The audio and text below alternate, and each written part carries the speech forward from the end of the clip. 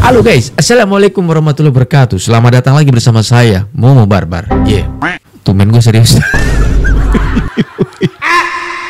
Kali ini kita bakal membahas, ingin mempertanyakan ya kepada penegak hukum mungkin seperti itu. Gak apa-apa ya, masih aman ya. Karena banyak banget para netizen yang mempertanyakan mengenai laporan Doktif yang sampai saat ini kok masih nggak ada kabarnya gitu. Apa gitu ya.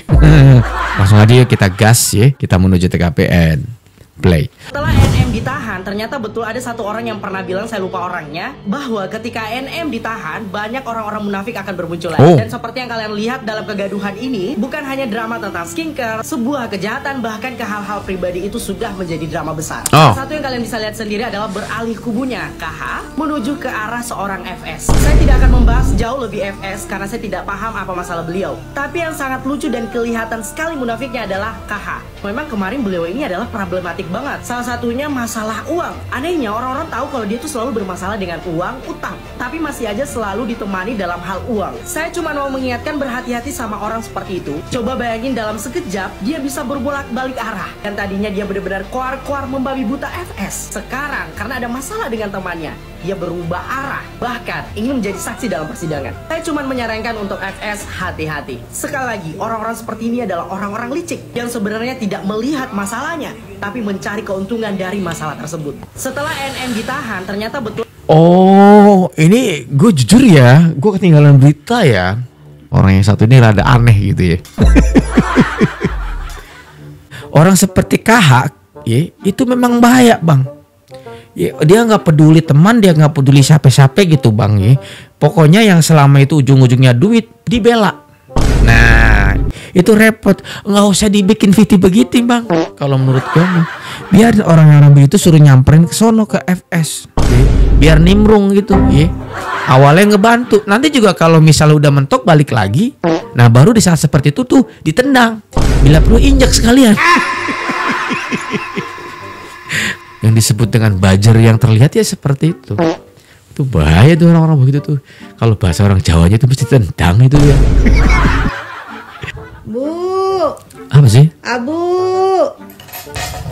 Abu, gaya lu bu. Apa sih ini? Sok-sokan, video-videoin. Itu seminar, itu bayar. Oh. Itu aja bayarnya bisa nyicil.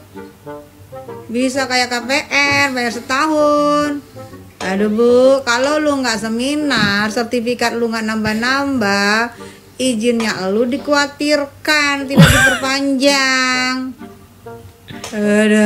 Oh iya. Itu biasanya peluncuran produknya dari negara mana? Biasanya diundang ke Seto, bayar, bukan karena lu berprestasi. Paham bu? Iya. Bu, nggak bisa lu bohong-bohongin orang bu. Iya. Bu, udah siap tandu belum bu? Siapin tandu. Oke, bentar. Oke, akhirnya gue paham. Ini kan arah ngomongnya kemana nih? Ini menurut opini gue ya teman-teman, ketika gue nonton video Mbak Tessa Marisa ini, Tessa Mariska, aduh maaf, Yubrik ya. Dia nih ngomongnya ke arah yang kemarin DRG ya bikin video sama Dr. Richard Lee atau DRL ya. Kita sudah pada ngelihat videonya ya, karena Doktif juga sempat bahas ya. Sebetulnya kalau Doktif nggak ngebahas mah nggak bakal sih gue juga nonton. Prestasi lah segala macem gitu ya. Ternyata seminar. Dan itu bayar.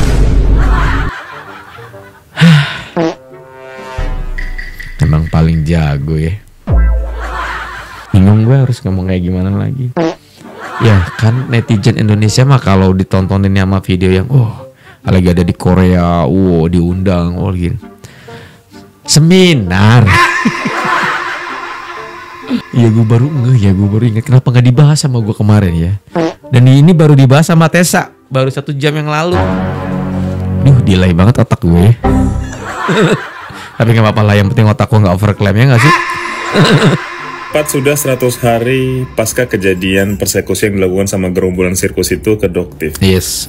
Pertanyaannya, udah sampai mana Pak prosesnya? Nah. Kok adem ayem aja? Apa kurang bukti yang kuat? Nah. Apa kurang tuh video rekaman live itu sepanjang itu? Nah. Apa kurang saksi-saksinya? Mungkin seluruh rakyat Indonesia yang nonton bisa tuh jadi saksi, karena kan video itu dihasilkan sama hampir seluruh rakyat Indonesia. Nah. Kurang apa lagi Pak? Tolong dijelaskan. Ini kita masih ngomongin persekusi loh, belum ngomongin Merkuro yang dulu pernah dijual dia. Nah. Belum lagi ngomongin ngumrohin war itu. Nah. Kalau satu pun nggak ada yang diproses, kita boleh curiga dong ya Pak. Nah. Masalah segitu jelasnya dan banyak ya bukti-bukti, kok nggak ada tuh yang selesai diproses.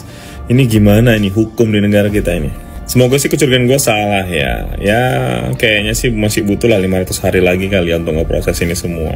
Karena kan kayaknya bukti-bukti itu susah banget didapetin. Kayaknya sih begitu ya. Saksi-saksinya juga kayaknya susah banget itu didapetin. Gak tahu dah.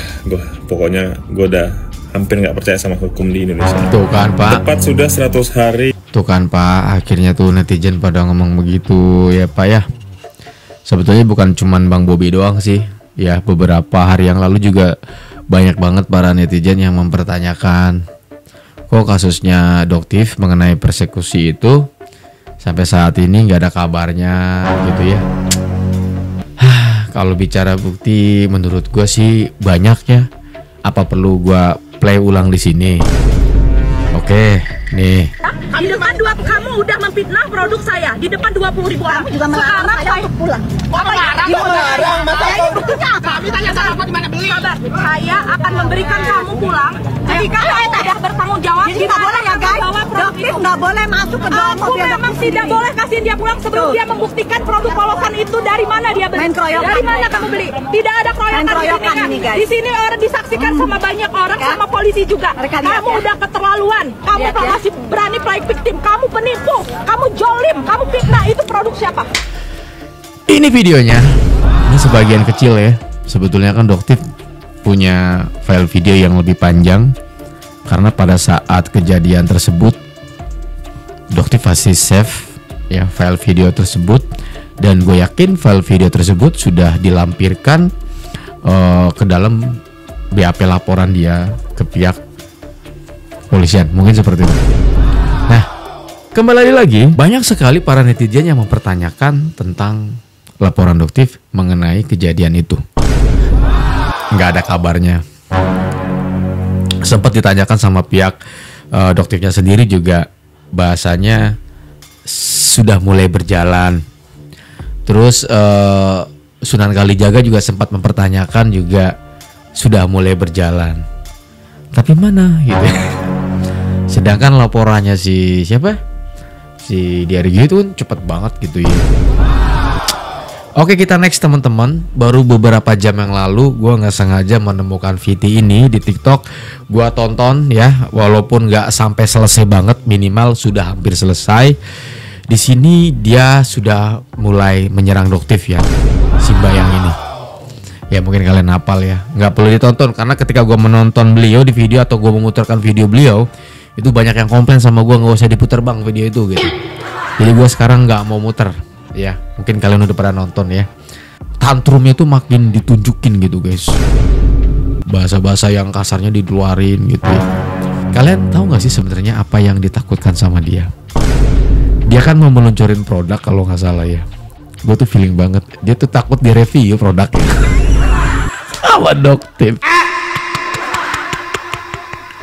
Kalau kita sedikit flashback ya. Ya mungkin sebagian dari kalian udah pada nonton lah ya reviewnya si Val mengenai listrik, dan itu hampir dibuang gitu ya, sampah gitu kan.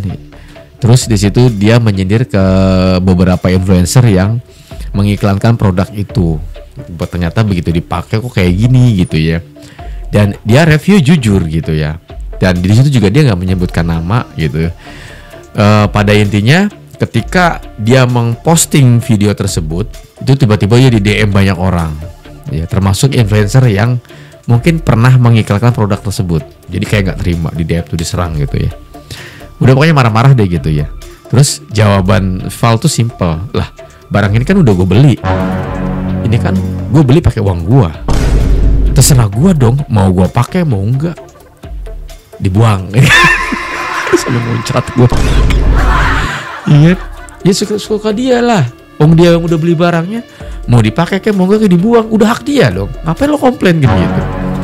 Maksud dan tujuan Val itu pengennya tuh gini loh, maksudnya kalau mau review ya review jujur aja gitu, jangan mentang-mentang dibayar gitu ya, langsung pam gitu. Yang ujung-ujungnya apa, kasihan masyarakat yang udah beli susah payah dengan uang yang jadi payah gitu ya, yang endingnya justru malah kayak gini gitu ya.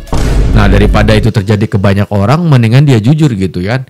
Gue beli pakai duit gue, begitu dipakai ternyata wah ya begitulah gitu ya, sampai dia harus ke klinik tempat dia perawatan kecantikannya dia gitu ya, takut ada apa-apa gitu. Udahlah pokoknya mah dibuang aja. Cuman ada beberapa orang juga justru yang berterima kasih dengan video yang dia upload di akun TikToknya gitu. Yang artinya ketika video dia viral, ya sebagian orang ada yang mend-DM yang mengancam-ancam lah, marah-marah ke si Val ini. Tetapi nggak sedikit juga ada beberapa orang yang memang justru malah berterima kasih kepada si Val bahwa ya benar, gue juga ngerasain apa yang lo rasain gitu. Nah kembali lagi ke sini nih guys. Gue curiga dia ini tantrum ya kan, dia mau ngeluarin produk tuh, jangan-jangan dia takut karena takut direview. Nah sekarang gini, dia jual produk, terus produknya dibeli, boom. Kan si konsumen berhak ketika misalnya dia beli, ya mau dipakai mau enggak itu urusan konsumen kan. Ya kalau misalnya tiba-tiba ada kejadian yang kayak misalnya kayak Mbak Val itu kan, ini produknya nggak enak dan memang nggak nyaman mungkin pakai produknya itu, kemudian dia bikin video langsung, wah ini produk sampah, ini review nggak jujur ya kan, sekalian aja kan gitu unek-unek dia karena ngerasa bahwa gue udah beli produknya itu, suka-suka gue lah gitu. Yang reviewnya itu TikToker atau selebgram, apalagi sekelas Doktif, atau misalnya ini produk bisa nyampe ke tangannya Val, itu repot gitu. Makanya dia khawatir kali guys. Dia ngajak ke followernya, ayo kita sama-sama boykot Doktif, si dokter dalam tanda kutip maaf ya topeng. Di sini video ini nih. Pokoknya parah banget ya, dia radikal banget ya ngomongnya gitu. Asli, dia tuh takut di-review, udah intinya waktu itu sini aja. Gitu aja, terima kasih banyak buat kalian yang udah mampir. Mohon maaf kalau ada kata salah. Saya udah pamit. Assalamualaikum warahmatullahi wabarakatuh dan bye-bye.